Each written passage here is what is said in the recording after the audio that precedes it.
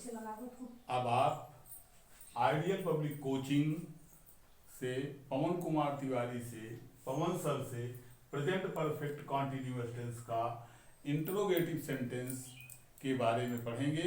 Interrogative sentence जो है, interrogative माने प्रश्नवाचक, प्रश्नवाचक सेंटेंस है वाक्य। प्रश्नवाचक वाक्य जो है इसमें 3 नियम है।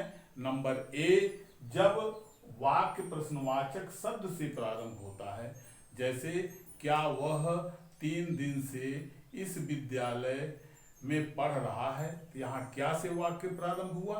इस तरह के वाक्यों के लिए यह नियम है कि सबसे पहले हैज या हैव का प्रयोग होता है, फिर सब्जेक्ट के बाद बीन आता है, वर्ब में इंग लगता है, ऑब्जेक्ट लगते हैं, फॉर या सिंस का प्रयोग होता है, टाइम जो फिक्स होता है उसको लिखा जाता है। तो इस तरह से अगर आप इसका एक उदाहरण ले लीजिए, तो एग्जाम्पल जब लेंगे तब समझ में आ जाएगा कि क्या वह 2 घंटे से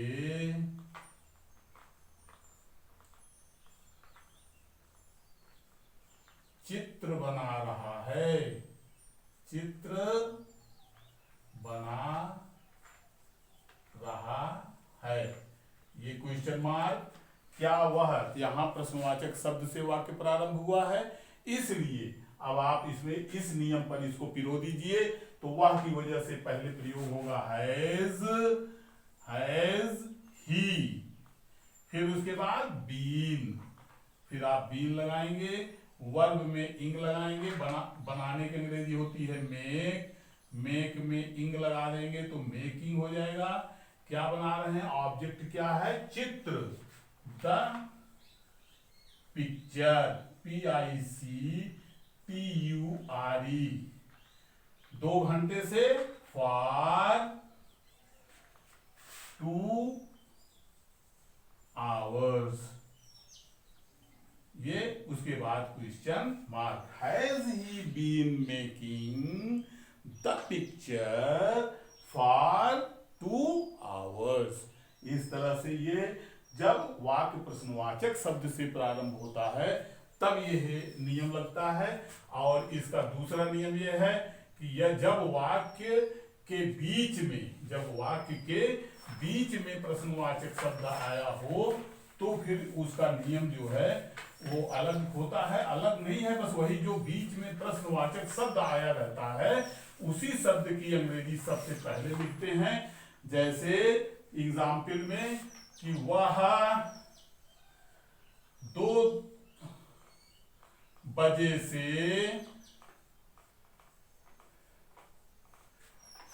तुम्हें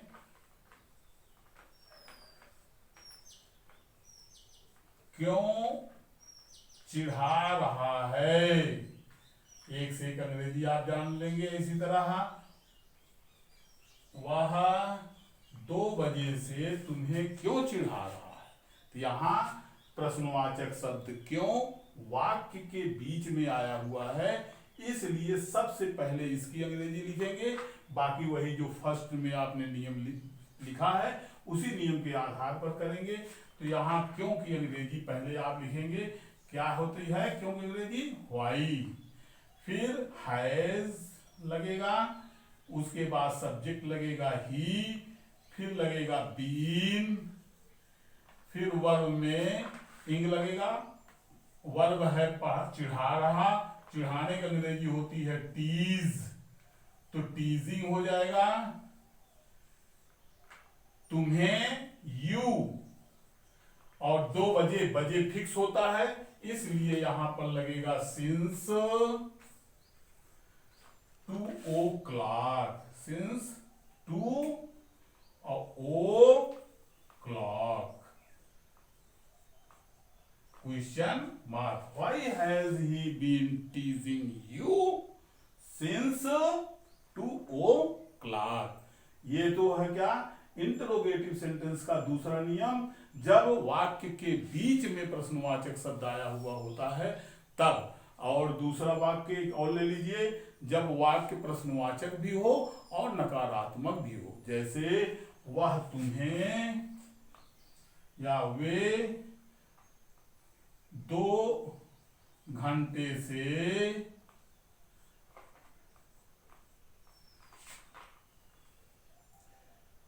क्रिकेट क्यों नहीं खेल रहे हैं, क्यों नहीं खेल रहे हैं। इस तरह से ये क्वेश्चन मार्क, वे 2 घंटे से क्रिकेट क्यों नहीं खेल रहे हैं, यहां वाक्य के बीच में प्रश्नवाचक शब्द भी आया हुआ है और नकारात्मक वाक्य भी आया हुआ है। तो इसमें क्या करेंगे कि आप लिखेंगे, पहले इसकी अंग्रेजी क्योंकि लिखा गया व्हाई, फिर दे के लिए हैव, फिर दे, कहते हैं सब्जेक्ट के तुरंत बाद नॉट का प्रयोग करते हैं, तब बीन लगाते हैं। तो दे नॉट बीन, खेल रहे प्लेइंग, क्या खेल रहे, द क्रिकेट, द क्रिकेट 2 घंटे से for 2 hours, HOUR, yes, question mark. Why have they not been playing the cricket for 2 hours? इस तरह से वह एक उदाहरण और आपको कहिए दे दें। इंट्रोगेटिव सेंटेंस में, इंट्रोगेटिव सेंटेंस का को ध्यान देने के लिए बस केवल यही ध्यान देना है कि वाक्य के बीच में प्रश्नवाचक शब्द आया है कि वाक्य प्रश्नवाचक शब्द से प्रारंभ हुआ है, बस यही इतना इसमें ध्यान देने की जरूरत होती है। और बाकी सब नियम वही है, जैसे तुम सुबह से